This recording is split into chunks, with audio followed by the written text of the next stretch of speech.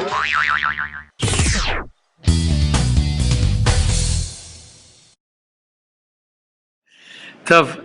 learning halachot today. There's a halacha. We're not going to cover the whole halacha today, but at least some of the halacha. It's halacha of Kriyat Shema. There's a halacha to read Kriyat Shema, which is the pasuk of Shema Yisrael, Hashem Elokeinu Hashem Echad. Then after that, there's three parshiyot, three portions of the Torah that we read together with the Shema Yisrael. Shema Yisrael is already the beginning of a portion, the beginning of V'ahavta. We just had it in the Chumash in the weekly portion of last week. Okay? So we have Shema Yisrael, V'ahavta, and then we have Vayayim Shamoah, and afterwards we have Parashat Tzitzit. The Chazal say the reason why they attached it to Kriyat Shema is so a person always remembers.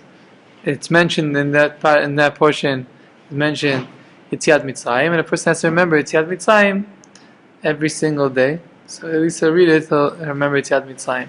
They have to know that someone who reads Kriyat Shema, the first verse, Shema Yisrael, Hashem Elokeinu Hashem Echad, and he doesn't know what it means, he's not Yotzeh. The pasuk, what Chazal, the Torah teaches to say Kriyat Shema every day. So you have to know what it means.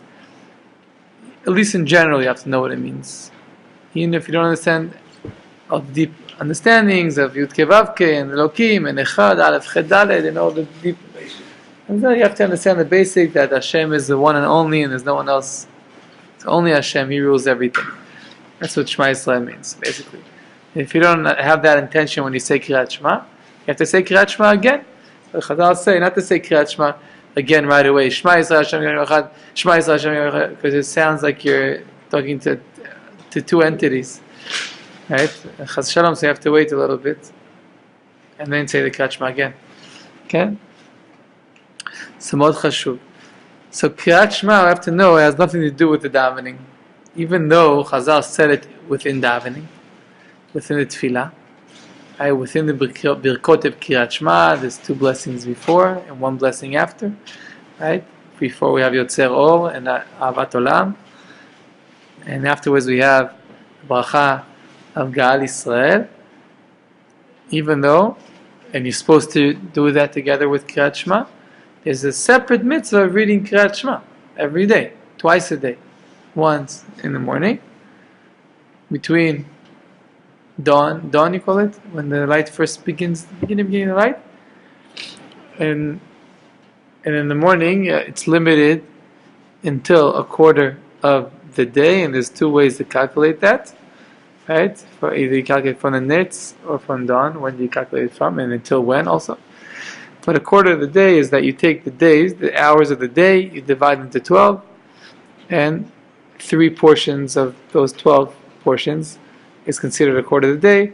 So in the summertime, you have longer hours in the 12 hours. If you divide the day, the hour, 14 hours, in the Eretz Yisrael, you have 14 hours of light. So each hour will be an hour plus in the summer. Hour and 15 minutes. Yeah, the most. Okay. Up to an hour and 15 minutes. And if you have and in the winter, when we have, in Eretz Yisrael, we have 10 hours of daylight, right? So you divide that, so each hour you have about 10 hours, 8 hours. 8 hours of daylight? Well, עכשיו יש לו 10. Really? Whatever it is, so yeah, up to, it comes to 48 minutes an hour, 47 minutes each portion of the 12. So then 3 portions of that will be the time, which until then you have to say Kriyat Shema. And if you miss that time, so you still say Kriyat Shema, but you don't get the mitzvah on saying Kriyat Shema on time. You just say the mitzvah of saying Kriyat Shema. So there's 2 mitzvahs. There's mitzvah of saying Kriyat Shema. So whenever in the day, and whenever you get up at midday, then you say Kriyat Shema. It's also okay. Okay, without the brachot, just the Kriyat Shema itself. And if you, right, but there's a separate mitzvah of saying Kriyat Shema on time, and even without tefillah. You in a place now It's the only minyan there is. It's a Chabad minyan.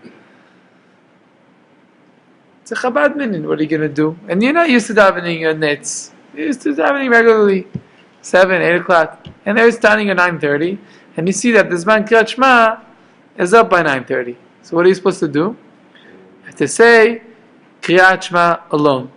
First say the Kriyat Shema, and then you daven with the tzibur and say it again in the prayers. But at least you did the mitzvah of reading Kriyat Shema and saying it on time.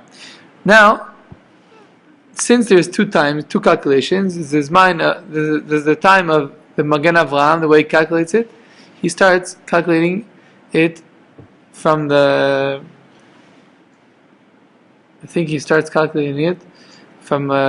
dawn. Okay? What comes out, 3 hours comes earlier than the way they go in Vilna Gaon and the Balatanya. They calculate it from the nates, from the sunrise, and therefore 3 hours from then is later. It's about 45 minutes, 50 minutes later, and it's good to be makpid, to be strict, to say the Kriyat Shema according to the first time. Why? Because it's deoraita. It's a mitzvah from the Torah. And in mitzvah from the Torah, I want to be sure that you for sure are covered. So even if you're davening in a later minyan, in a Chasidish minyan, or in a Gra people minyan, which they daven later, you could say Kriyat Shema alone. Now, if you have tefillin with you, so the halacha says that if you read Kriyat Shema, you have tefillin, right? You want to read Kriyat Shema without tefillin, okay? It says in the halacha, it's as if he's testifying false testimony. False testimony. He's saying, because we say in the Pasha of Kriyat Shema, Ukshartam leot al yadecha, v'yutzavot me'anecha, you tie them on your arm, and you put them between your eyes, on the head, the place which is connected to your eyes. So, you're saying to do that, and you don't have a tefillin on you? So it's like you're lying. So therefore, if you have tefillin on you, or tefillin with you, you should put them on and say Kriyat Shema. And if you don't have tefillin, and you see the time is passing, so nevertheless, of course, you should say the Kriyat Shema even if you don't have your tefillin. Say that? First, the main thing is to say the Kriyat Shema on the right time. You should say it. What?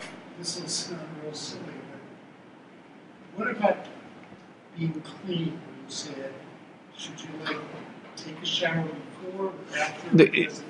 No, it makes a very big difference. Say it before you take a shower. If you see the time is passing, you say before you take a shower, before mikveh, before anything. You see you got up late, you get to sleep very late, you had an emergency, I don't know, something happened, and you got up and it's 2 minutes to Zman Kriyat Shema, the second one, and you're going to miss now Zman Kriyat Shema, the second Zman Kriyat Shema, and then it's over, you can't fix one of the things you cannot fix. Only the next day you can just say it again. Right? So immediately wash your hands. Use the bathroom, because you can't say if you have to use the bathroom. You have to use the bathroom. Step outside, say Birkot Torah, and immediately Kriyat Shema. That's Kriyat Shema of the morning, of the morning. Okay? You have to say it every day in the morning. Okay? Nothing to do with tefillah. Even if someone does not pray, does not used to praying, en baya, take a siddur and say the Kriyat Shema, and you must understand at least the first verse that you're saying, which is Shema Yisrael, Adonai Eloheinu, Adonai Echad. You have to have in mind, Hashem is one and only in all the worlds. Only He is everything. There's the deeper understanding of Kriyat Shema that we all know, which is Shema Yisrael means not only to hear and listen, and the heart should listen. Okay? Shema Yisrael, understand what we're going to tell you now. Who said Shema Yisrael? The children of Yaakov Avinu, and Yaakov Avinu's deathbed, right before he passed away, he was worried maybe his bed is not completely, meaning like his father, he had a son called Esav, and his grandfather had a son called Ishmael. Their bed was not completed, there was klipot there. But he was afraid maybe my sons are not.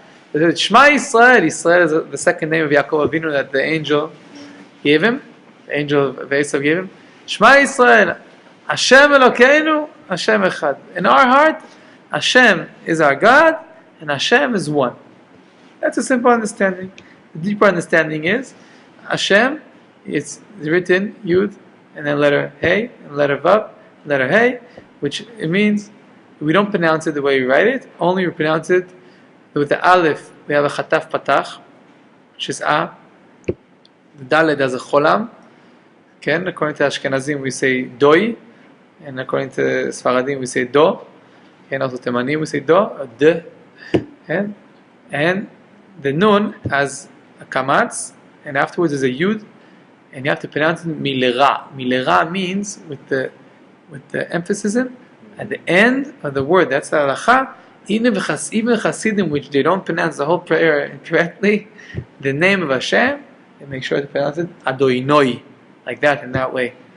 Adoinoi, even though they say oo and ease and all kinds of things, right? But the name of Hashem, they say Adoinoi. Okay, with the emphasis on the nun at the end. And to hear the yud also, Adoinoi. Okay, so that I'm allowed to say it here, even though it's not a prayer, a blessing, because we're teaching how to say it. We should know how to say correctly, or going Sfardim, Adonai, yeah, but to pronounce it like that with the dagesh on the nun. And that means, when you spell it the way you say it, it just means, Shem Adnut just means that Hashem is the master. Adon, Adon is a master. And when you pronounce it like this, but you write it Yud in the letter Hey, and letter Vav, and letter Hey, it means Shem Havaya, the name of existence, which Hashem always exists. He always existed, He exists now, and He will exist forever. Haya, Hoveh, Ve'yeh, and He's always, always merciful. Yud Kevav is always merciful. He was merciful. Everything that happened until this moment was from His kindness. Everything that happens right now is from Hashem's kindness, is from Him and from kindness. And anything will be in the future. That's Haya, Hoveh, Ve'yeh. Right? And even, in the halacha says, you say Shema Yisrael, Hashem Elokeinu, Hashem Echad. Divide the pasuk into three. Okay? Does that mean that soldiers don't have guns? What? Does that mean that soldiers do not need to have guns? Can you put your gun down and go into battle? Just say, If I think that David HaMelech had weapons, but he didn't trust them. You can have a weapon because you don't rely on miracles. Just like you go and you do some work in your life, like Rabbi Natan explains that why does a person have to work for his parnasa? Because he doesn't have really the belief in Hashem. So Hashem will show Himself through the little work that he's doing, and the more bitachon he has, the less things he has to do. And so too with the army and with having a weapon. Okay? And if you live in a dangerous place and you don't feel secured, that means that you need to have a weapon. That's the thing. And if you live, there's a story of Rav Chaim Kanievsky, Shlita, he should be well, Zat Hashem, Shlema, he should have. So they asked him when there was the war from I remember 5 or 6 years ago, 5 years ago, and there were the missiles from the north that were coming down. They were shooting missiles. The Hezbollah was there. So people asked him if they should leave Tzfat, and people who left asked him if they should go back to Tzfat. So he said, "Those who left are not allowed to go back. It's a dangerous place.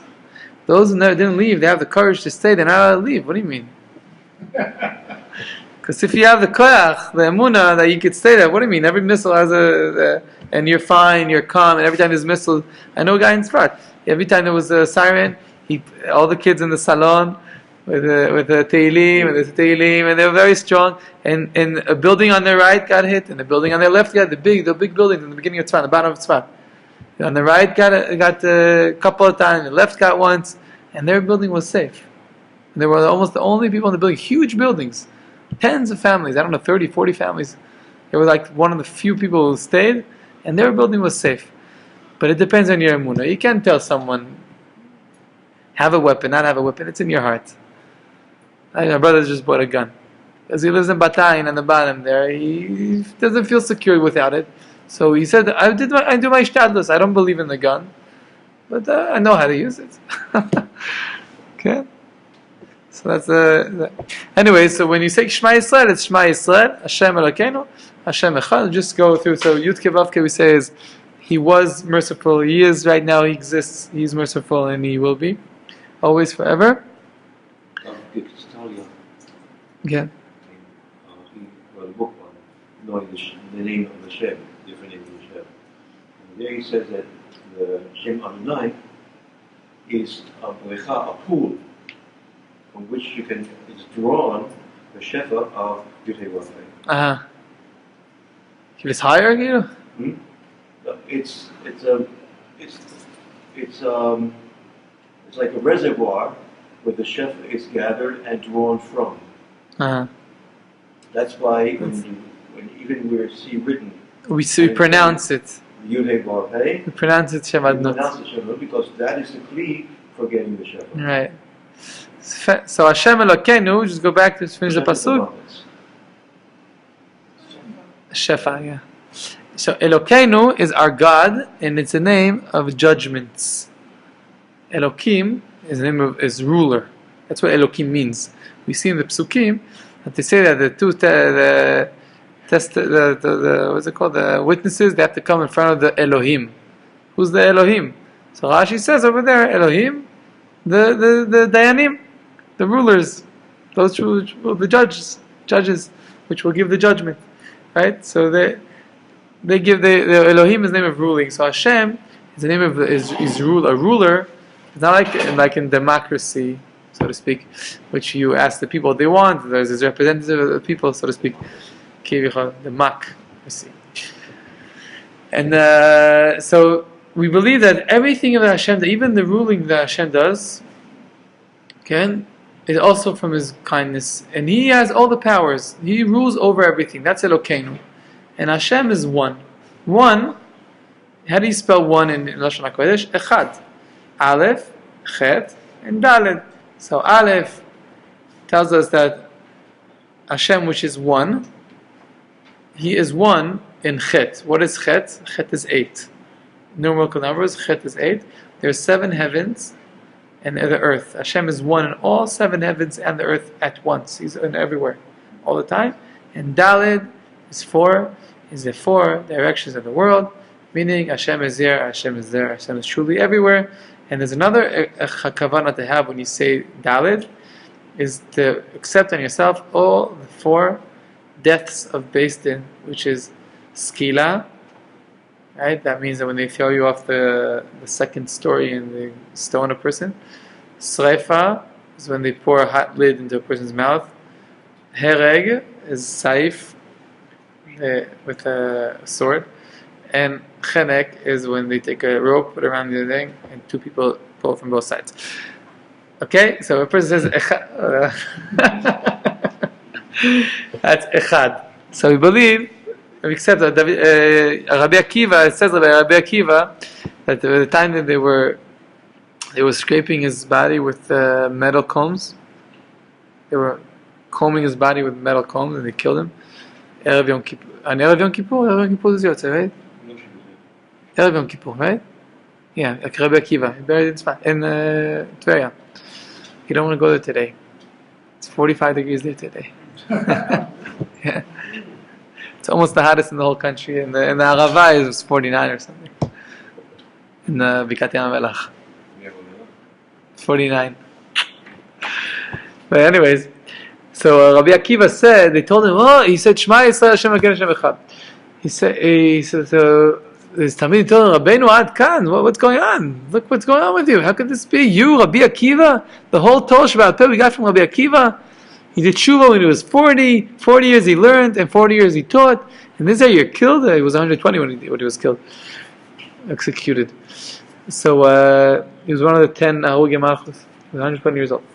So he said, every day, Kol Yamai, all my life, every day of my life, I used to have sorrow when I said, Kirat Shema, when is this going to come to me, and I'll be able to fulfill this mitzvah of giving my soul to Hashem. My nefesh, my life to Hashem. Giving up my life for Hashem. So that's a simple explanation. And I heard Rav Ofer explain, Rav Ofer Shlita, he said that, what's it mean I was sorry? He says, every day I imagined to myself in my head, when I said Kirat Shema, as if I'm being burnt, and all the 4 meters of Beis Din. And I did so strong that I almost felt the pains of death. That's what he said. He says, now I'm happy that it's actually coming. Rabbi Akiva. So there's Indian also, you don't have to have all these intentions in mind. We said already, the simple explanation is that Hashem is one, and He's the only ruler everywhere. That's so you must have that simple understanding when you say Kirat Shema. in the morning and in the evening.